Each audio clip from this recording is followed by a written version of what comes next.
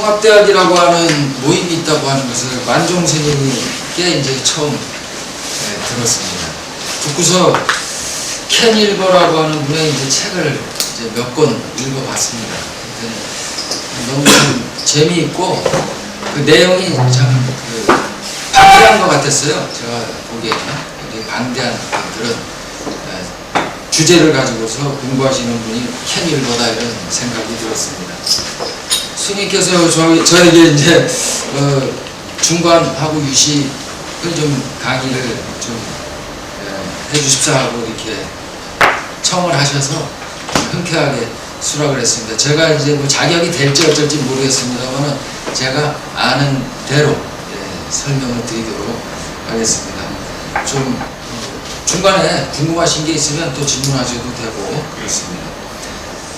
처음에는 주제를 중관사상과 유식사상의 어떤 그 차별성과 공통성이라는 것으로 이제 정했었는데요. 그거보다는 그것은 이제 좀 그 학술적인 어떤 주제입니다. 그래서 주제를 조금 바꿨어요. 중관사상을 이해하는 쪽, 그 다음에 유식사상을 이해하는 쪽, 이것이 좀 더 손쉽지 않을까 이런 생각을 해서 지금 주제를 중관사상과 유식사상의 이해 이렇게 이제 바꿨습니다. 켄 일거가 용수의 중론을 또 읽고 연구를 하셨다고 얘기를 들어서 조금 아실 것도 같습니다. 그래서 좀 더 마음이 좀 편해진 것 같아요. 중관사상 그러면 우선 이제 그 의미서부터 좀 설명을 드리도록 하겠습니다. 지금 나눠드린 교재는요, 제가 이제 그 교환은 교환대로 쓰지만은 곳곳에서 이제 그 인용문, 그 중론이라든지 그 유식불교 관련돼 있는 그 문헌들을 인용을 할 겁니다. 그래서 그때 이제 제가 나눠드린 그 교재의 페이지 쪽수하고 그 내용을 읽을 적에 같이 무거워서 많이 못 가져왔어요. 같이 이렇게 보시면 이해하시는 데 좀 도움이 되리라고 생각이 됩니다. 중관의 의미, 그 교환에 나와 있습니다. 여기 지금 교환에 있죠.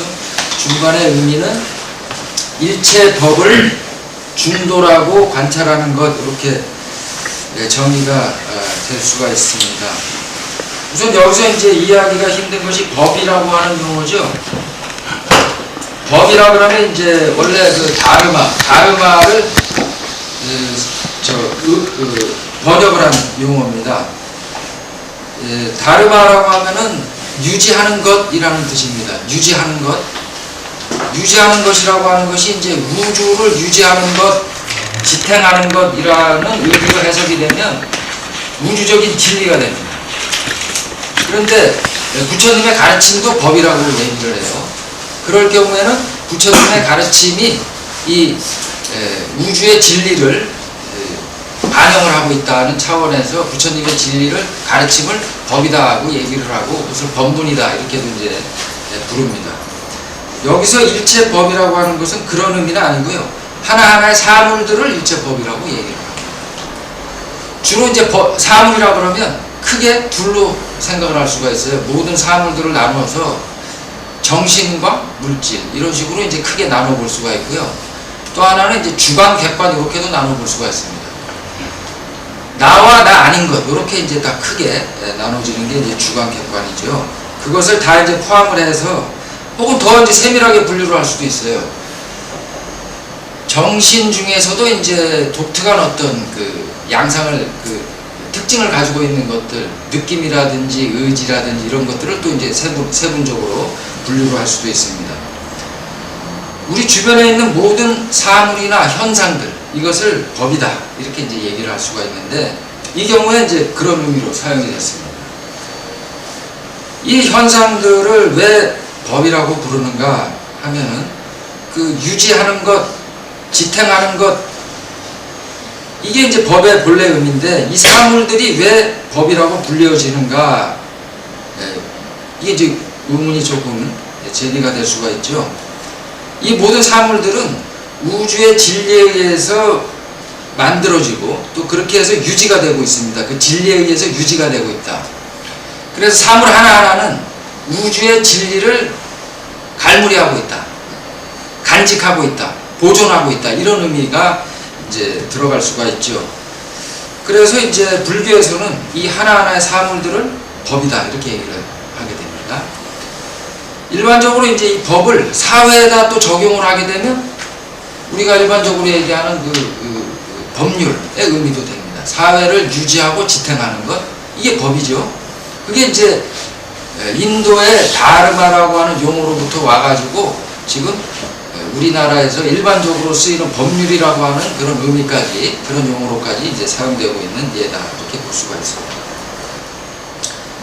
중관이라고 하는 것은 모든 사물이, 정신이든 물질이든 모든 것을 포함하는 겁니다. 모든 사물이 중도다라고 관찰한다는 뜻입니다. 그렇게 본다. 여기서 이제 중도가 무슨 뜻인가 하는 게 또 이제 문제가 되죠. 중이라고 하는 것은 양극단을 떠난 것이라는 그런 의미입니다. 그래서 어떤 면에서 보면 이제 그 유교에서 얘기하는 중용과도 약간은 좀 비슷한 측면도 있지만 또 다른 점도 있어요. 용어는 비슷하지만 의미가 세부적으로 들어가게 되면 또 좀 다를 수가 있죠. 그래서 어떤 양자의 유사한 용어를 쓰더라도 그 공통성과 차별성 이런 것들이 동시에 부각이 될 때 그 양자가 오히려 더 선명해진다, 이렇게 생각이 됩니다. 그래서 중도와 불교에서 얘기하는 중도와 유교에서 얘기하는 중용이 과연 어떤 점에서 차이가 있냐, 또 어떤 점에서 공통성이 있냐, 이런 것들을 부각하는 것이 말하자면 학자들의 의무고 과제다, 이렇게 생각이 됩니다. 양극단을 떠난 것, 불교에서는 이제 양극단을 떠난 것이다, 이렇게 정의를 합니다. 그 양극단이라는 게 이제 여러 종류로 이제 적용이 됩니다. 쾌락과 금욕, 이 두 가지가 이제 그 부처님의 초전 법륜에서는 양극단으로 제시가 됐어요. 수행자들은 쾌락에 탐닉하면 안 된다. 그것은 일반 사람들도 마찬가지죠. 쾌락이라고 하는 것은 즐거움을 극대화시켜서 주는 반면에 정신적인 소모가 크죠. 그래서 쾌락에 탐닉하면 안 된다. 쾌락이라는 것은 주로 이제 감각적인 대상을 통해서 들어오는 여러 가지 충족들, 이것을 이제 쾌락이다, 이렇게 볼 수가 있죠. 그 반면에 금욕주의라는 것이 이제 또 우리 인류의 종교를 보면은 항상 그 극단으로서 이제 그 금욕이라는 것이 많이 발달이 돼 있었죠. 인도에는 이제 그것이 주로 이제 요가라든지 고행, 여러 영화나 이런 데 보면 뭐 많이 나오지 않습니까? 요가 행자들이 자기 자신을 이제 수행을 위해서 고행을 하는데 단식을 한다든지 혹은 목욕을 하지 않는다든지 무서움을 극복하기 위해서 동굴이나 묘지나 이런 데 가서 이제 수행을 한다든지 이런 것들이 이제 극단적으로 가게 되면 자인화교의 경우에는 단식을 통해서 죽는 것이 이제 성자들의 어떤 위대한 모습이다, 이렇게까지 이제 얘기를 하게 됩니다. 금욕을 통해서, 그러니까 단식을 통해서 악업이 계속해서 축적되는 것을 막고 그렇게 해서 이제 자기 삶을 마감하는 거예요. 이것이 이제 굉장히 훌륭한 성자인 것처럼 그렇게 간주되는 것. 또 서양에서도 이제 금욕주의 같은 것이 많이 있죠. 부처님 당시에도 이제 그런 쾌락주의자와 금욕주의자들이 다 있었고요. 그것을 경계를 해서, 그 양자를 다 경계를 해서 수행자는 쾌락에 탐닉하는 것도 옳지가 않고 자기 자신을 쓸모없이 고통스럽게 만드는 것도 옳지 않다라고 이제 얘기를 했습니다. 이것은 이제 수행자들의 삶의 양상이죠. 삶의 양상을 중도라고 얘기를 했어요. 이것이 이제 후대에 조금 더 이제 부처님의 설법도 양상이 조금씩 달라집니다. 제 개인적으로는 이제 부처님은 끊임없이 이제 수행을 해 나가는 것이기 때문에 보리수 아래에서 정각을 이루었던 것은 35살이고 80살이 되셔갖고 돌아가셨는데 계속해서 수행을 하셨기 때문에 계속해서 정신적인 성숙이 이루어졌다고 생각을 합니다.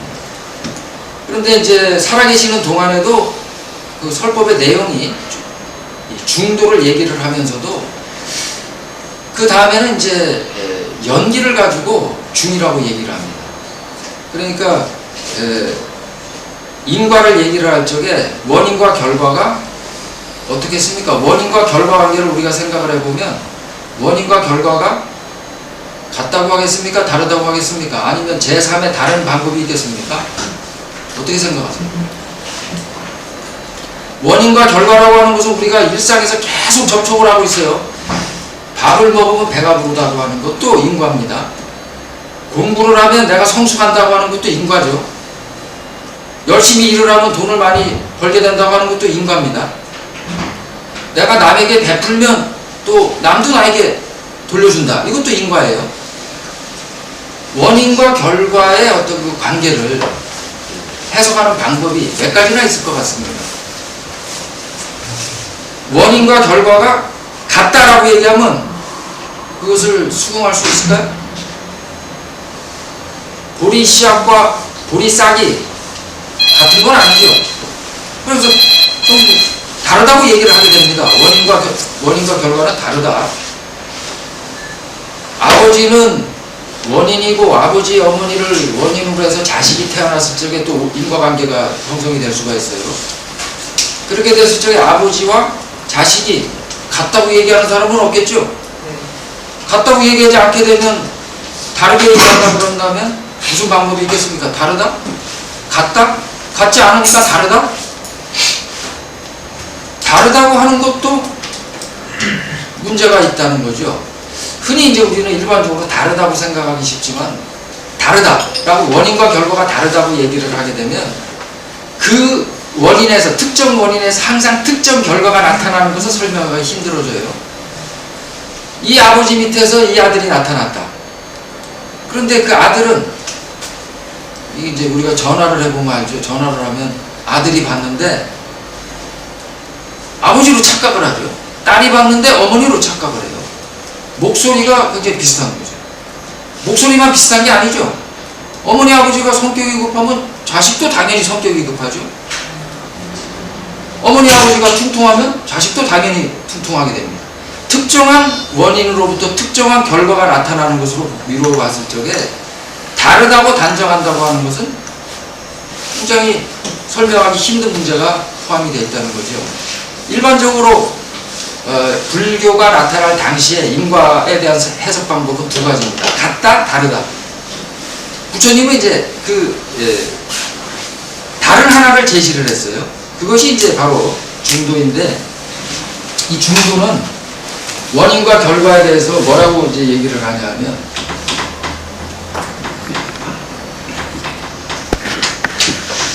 동일한 것도 아니고 다른 것도 아니다, 이렇게 이제 설명을 합니다.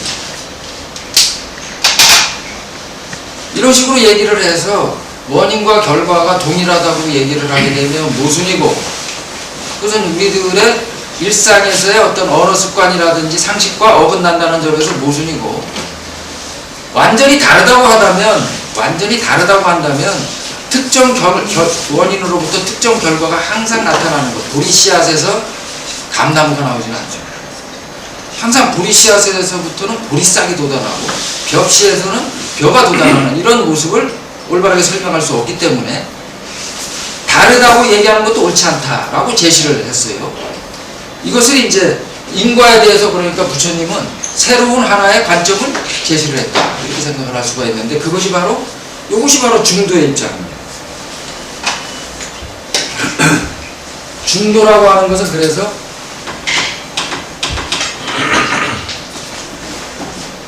불일불이뿐만 아니라 이제 여기서 이제 특히 이제 중간 사상에서 강조하는 것은 뭐냐면 유와 무예요.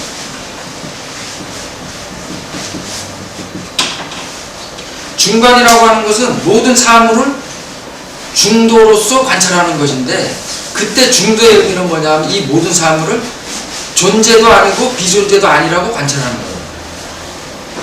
이렇게 관찰해야 되는 이유는 어디 있을까요? 굳이 왜 그렇게 관찰을 해야 될까? 그 이유는 이제 이 불교의 전체적인 목적하고 관련이 되어 있습니다.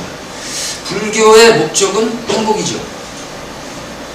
불교뿐만 아니라 모든 사람들의 목적은 행복이죠.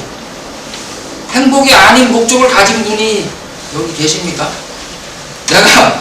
내가 지금 뭐 저 밥을 짓는다, 혹은 내가 저 공부를 한다, 내가 돈을 번다, 내가 직장을 간다 하는 일은 제각기 다 다르실지 모르지만 그 최종적인 목적은 뭐겠습니까?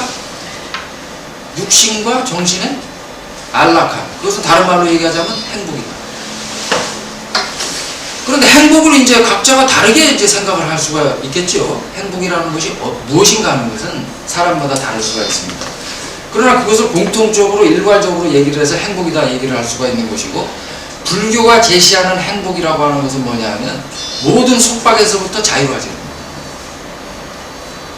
어떤 속박도 남겨놓지 않고 모든 속박에서부터 자유로워지는 것. 이것이 이제 불교의 해탈 개념이고, 그것이 이제 다른 말로 하자면 행복이에요.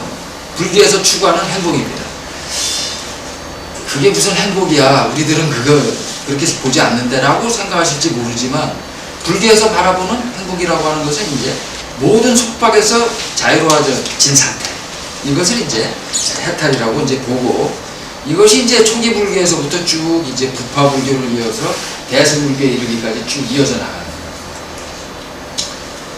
모든 사물을 있다라고 없다라고 관찰하는 것은 옳지 않죠. 지금 눈앞에 카메라가 있다, 방석이 있다, 사람이 있다라고 했을 적에 이것을 없다라고 생각한다고 하는 것은 어떻게 보더라도 이건 설명하기가 힘들고 상식과도 부합이 되지 않는 모순된 주장입니다. 그러니까 여기서 무에 대한 것은 당연히 비유 앞에 이제 유도 주장하게, 유에 대한 것도 이제 부정을 하게 되지만, 무에 대한 부정이라고 하는 것은 쉽게 납득할 수가 있죠. 이건 눈앞에 있는 책상이라든지 이런 뭐 테레비라든지 컴퓨터라든지 이런 것들이 비존재가 아니라는 것은 쉽게 이해할 수가 있는 것이죠. 그런데 이 중도라고 하는 것은 존재성도 부정하고 있다는데 그 특징이 있는 거예요. 그런데 이 유를 부정하는 이유는 뭐냐 하면 집착을 완화시키는데 그 목적이 있다. 예, 사성제의 이제 가르침에 의하자면 모든 사람들의 고통이라고 하는 것은 집착과 가래로부터 일어난다고 이제 불교에서는 얘기를 하고 있습니다. 집착이 있고 가래가 있고, 가래라고 하는 것은 어디서 나타나냐 하면 느낌으로부터 일어난다. 느낌은 어디서부터 일어나냐 하면 감각기관과 대상이 접촉했을 적에 느낌이 일어납니다. 느낌은 세 종류라고 분류를 합니다. 좋은 느낌, 나쁜 느낌, 그 둘에 포함되지 않는 것. 그래서 세 종류로 보는데, 좋은 느낌에 대해서는 탐욕을 일으키게 되죠. 그것을 되풀이해서 경험하고 싶은 것이 이제 욕심이라고 얘기를 합니다. 되풀이해서 그 좋은 느낌, 내가 좋은 물건을 보았을 적에 좋은 느낌이 일어났다, 그 느낌을 반복해서 하고 싶은 거예요. 좋은 소리를 들었을 적에도 마찬가지로 반복적으로 그 소리를 듣고 싶은 거예요. 촉감도 마찬가지고, 우리들이 외부 정보를 획득할 수 있는 방법은 주로 신체적으로 5가지입니다. 안, 입이, 설신이라고 얘기를 합니다. 눈, 귀, 코, 혀, 그 다음에 몸. 좋은 촉감을 우리는 계속해서 느끼고 싶어 해요. 반복적으로. 이것을 이제 거기서 탐이라고 얘기를 합니다. 탐. 욕심이다. 문제는 이제 내 욕심이 내 마음대로 안 되는 데 있어요. 내가 바라는 대로 그 모든 것들이 다 이루어진다 그런다면 행복할 텐데, 모든 것은 유한합니다. 모든 사물들은 무상하죠. 변해가고 소멸해 간다는 거죠. 무상하고 변해가고 소멸해 갈 적에 내가 바라는 욕심들이 반드시 내 욕심대로 다 충족되지 않으리라는 것을 쉽게 알 수가 있겠죠. 내가 접촉하고 있더라도 그 접촉은 1시간이 지속될 수가 없죠. 대상과의 나의 접촉이 1시간 이상, 2시간 이상, 혹은 뭐 하루라도 갈지 모르지만 더 이상 10년, 20년 이렇게 간다는 것은 보장받을 수가 없겠죠. 여기서 이제 문제가 벌어지는 거죠. 그렇게 되니까 집착을 하게 됩니다. 되풀이해서 그것을 획득하려고 하는 거죠. 좋은 느낌에 대해서는 가래를 일으키게 되고, 싫은 느낌에 대해서는 어떡할 거야? 사람들은 싫은 느낌, 증오를 일으켜서 혐오하고 밀쳐내려고 합니다. 이것이 이제 성내는 마음이라고 이제 불교에서는 얘기를 해요. 탐욕과 성내는 마음, 이것이 느낌으로부터 일어난다는 거죠. 그런데 이 모든 것들이 이제 말하자면 불행을 만드는, 우리들이 행복하지 못한 이유 중에 그것들이 포함이 되어 있는 겁니다. 모든 것들은 무상하고 변해가고, 그것들은, 이 사물들은 변해간다고 하는 것, 언젠가는 소멸한다고 하는 것, 이것들을 올바르게 알지 못하기 때문에 그 욕심을 끝없이 일으키게 된다는 거죠. 그래서 이제 번뇌를 세 가지로 요약을 할 적에, 번뇌라고 하는 것은 이제 마음을 번잡스럽게 만들어가지고 사람을 고통으로 자꾸 몰고 가는 걸 번뇌라 그럽니다. 수많은 번뇌들을 열거를 하고 있지만 그 중에 세 가지가 뭐냐면 지나친 탐욕과 지나친 증오심, 그 다음에 제일 중요한 것은 이제 무지입니다. 어리석음. 진리를 올바르게 알지 못하는 것. 진리라고 하는 것은 뭐냐면, 불교에서 말하는 진리라고 하는 것은 가장 중요한 것이 뭐냐면 모든 것은 무상하다는 겁니다. 모든 것은 변해간다. 영원하지 않다. 이것을 올바르게 알지 못하기 때문에 좋은 느낌이 일어나고 내게 좋은 것이, 이렇게 내가 좋은 것을 소유하게 되면 끝없이 이걸 유지하려고 한다는 거죠. 그러나 아무리 노력을 해도 그것은 내 의도대로는 되잖아요. 거기서 괴로워집니다. 그런데 지금 중간에서 얘기하려고 하는 것은 모든 사물은 뭐냐 하면 존재도 아니고 비존재도 아니다고 하는 겁니다. 비존재가 아니라는 것은 쉽게 알 수가 있어요. 그죠? 쉽게 알 수가 있지만 존재가 아니라고 하는 것, 이것을 이제 잘 이해를 이제 설명하게 될 내용이 이제 그런 내용입니다. 어째서 존재가 아니라고 얘기를 하는 거예요. 이것이 이제 이 중간사상의 이해에서 가장 중요한 포인트고, 존재가 아니라고 인정을 하게 된다면 그 다음은 어떻게 되냐면요, 존재가 아니기 때문에 그 사물에 대해서 어떤 우리가 이제 뭐라고 얘기를 하더라도 그것은 사실은 진실이 아닌 거예요. 우리들은 임시로 여러 가지 사물의 특징을 추출을 해가지고 거기다가 이름을 붙이고 개념을 적용을 합니다. 이것은 책상이다. 이것은 책상이고, 이것은 책을 올려놓는다는 특징이 있기 때문에 책상이라고 이름을 붙인 거죠. 이런 식으로 해서 이제 모든 사물들을 이름을 붙여놓지만 사실은 이 책상은 책을 올려놓는 기능만 있는 건 아니죠. 하나의 속성만 갖고 있는 건 아닙니다. 그런 점에서 이제 이것은 고유한 속성을 갖지 않는다고 얘기를 합니다. 모든 사물은 고유한 속성이 없다. 모든 사물은 고유한 속성이 없다. 고유한 속성이 없기 때문에 그 고유한 속성 속에 뭐가 들어가느냐 하면요, 존재성이 포함이 됩니다. 모든 사물들은 고유한 속성이 없다. 모든 사물들은 고유한 존재성이 없다. 모든 사물들은 고유한 존재성이 없기 때문에 존재라고는, 진실한 존재라고는 얘기하지 못한다. 이렇게 합니다. 고유한 존재성이 있다 그런다면 거꾸로 생각을 한번 해서요, 어떤 사물이 고유한 존재성을 가지고 있다 그런다면 그 사물은 계속해서 존재하겠죠. 존재성을 확보하고 있다면 계속 존재하게 될 겁니다. 그런데 우리 주변에 어떤 사물을 치고 자신의 존재성을 잃어버리지 않는 사물은 아무것도 없어요. 시간이 지나다 보면 저도 50년, 60년 전에는 없었죠. 없었다가 나타났어요. 지금 존재하고 있습니다.